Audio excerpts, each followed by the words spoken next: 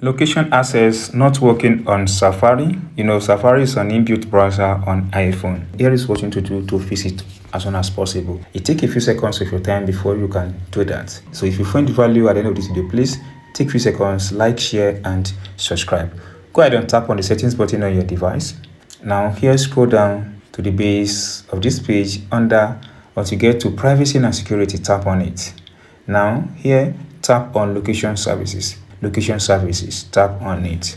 So under location services, you have access to this information. The first thing is to be sure that your location service is turned on.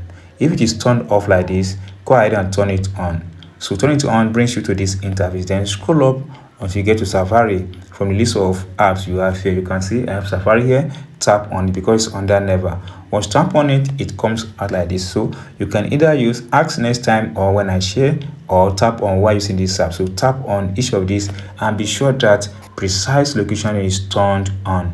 If precise location is turned off, you might not get access to some ads on your device. But if you tap on this button, then you'll be able to access location on your Safari on your iPhone. So that's all, guys. If you enjoy what I've explained in this video and you've not subscribed to our channel, please subscribe.